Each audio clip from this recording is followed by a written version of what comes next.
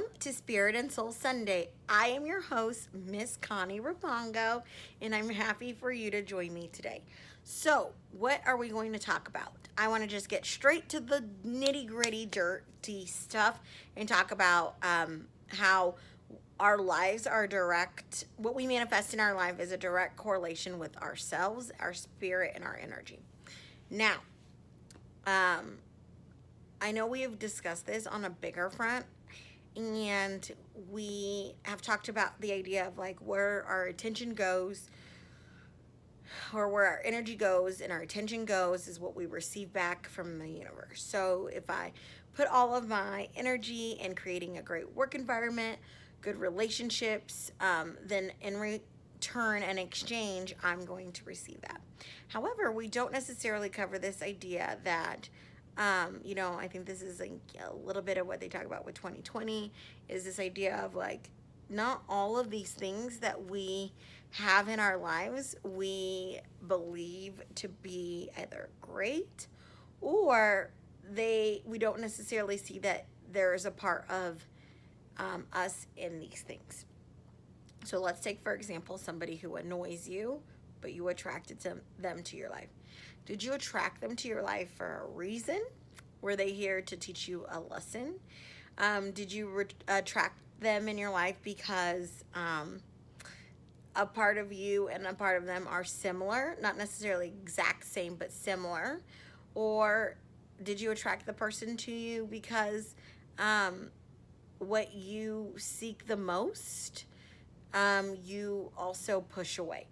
So I heard that once from a Oprah Deepak 21-day meditation challenge, and I remember being like, that's a lie, because if I didn't want this and I wouldn't work hard to manifest it, but when I really sat down and I thought about it, we don't really realize how our negative coping skills or our defense mechanisms to keep us safe play a factor in pushing away or manifesting like noise, distraction, to protect us from, I guess, accomplishing or getting the things that we are truly trying to manifest. So let's break this down.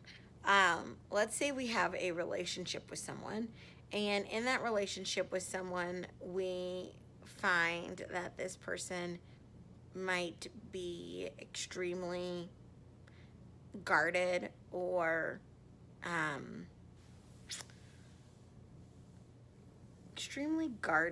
and they fear the idea of wanting to be vulnerable. So let's just say that's me and I've manifested or attracted somebody of that. I have to realize that in order to have attracted them, there's got to be a part of me that is guarded or is seeking to validate a sense of myself by attracting someone who is guarded or doesn't want to be vulnerable. So is it that I'm that way, or is it that my negative belief about myself, which may be, I don't know, people don't have time for me, or I'm not worth receiving love, or, maybe everyone's going to hurt you in the long run.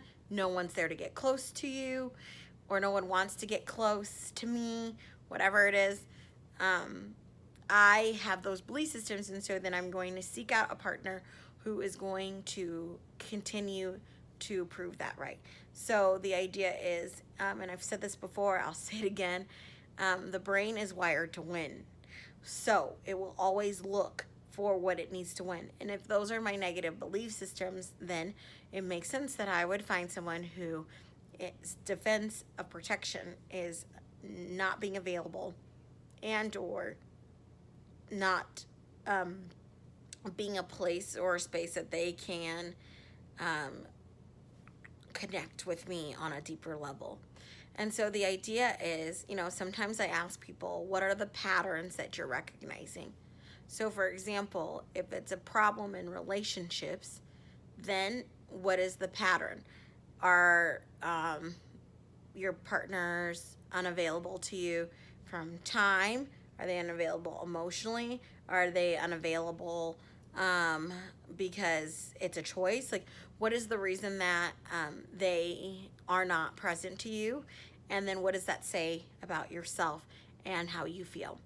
Another example, I hear sometimes, when people talk about work relationships, they talk about maybe like bosses or employers who disrespect them and they treat them poorly, and eventually it starts off great and then things go bad. What does that say about you if you've had 4 or 5 jobs and every supervisor has a problem with you? Is it that all of your supervisors had problems and maybe some of them really did stink, but or is it also something about you that doesn't like to be supervised? Are you a person who should work for themselves, or is it a part of you that's confrontational or looking for contrast? Why is it that you don't want to or can't hold a job or can't work for somebody else?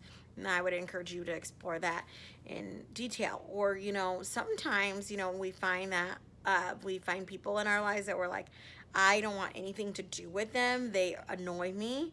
Sometimes it's like the thing that annoys you the most from somebody else is actually one of your own traits. So,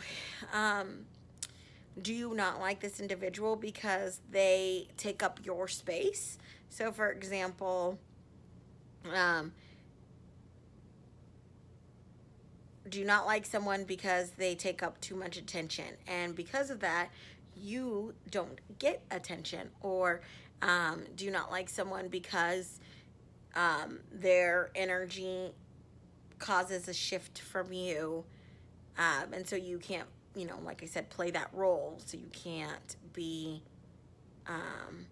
like the shy one, or you can't be the funny one. And so is that rubbing up against your own identity and then creating a space where you feel more defensive and that you have to protect yourself, or you have to have like your guard up with them? So I think those are things to kind of explore.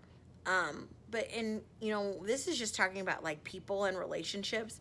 But if you look at 2020, it's been an absolute disaster. Or has it really? Is this all things that we've manifested and attracted? Because what is this saying about our lives? So I'll just use myself, I guess, for example. Is I'm a total extrovert, and I enjoy being out and about. And I personally have struggled with not necessarily having that to the fullest capacity. And I have created a life in the context of being that total extrovert. And so now, where that is no longer allowed, there's a difference in what's being mirrored.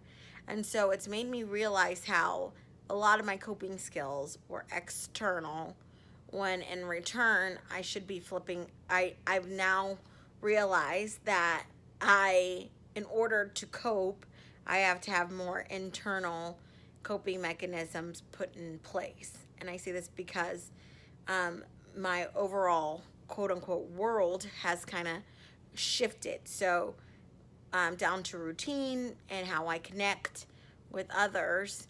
And it's been a very interesting situation for me, at least, because as I navigate through changing kind of this like extrovert to introvert lifestyle, I've realized more and more about my identity and what that lifestyle leads and fulfills for me. So I'm trying to like express this, I guess, without being too personal on what I mean by this. And so it's kind of this idea that if I believe something about myself, or I get a need from something, it's coming from the world that I've created. So if you find yourself in a situation where you're trying to make sense of where you are now, or you're feeling stuck, in all of this chaos, what I would advise you to do is sit around and think, are there patterns from the past, or what is it about my past or this discomfort that I need to understand, or what does this say about me? What parts of me play into the situation? Is it that this is no longer working for me because I'm changing my identity and I want to grow and I want to attract new people or new situations? And so in order to do that, I have to realize like what parts of me are afraid of letting go of past negative belief systems, or what parts of me are afraid of letting go of past relationships. I would just kind of like explore that. I hope this wasn't too confusing without, laying the foundation of manifesting. If you have any questions, feel free to contact me. We can always explore this more. Thanks.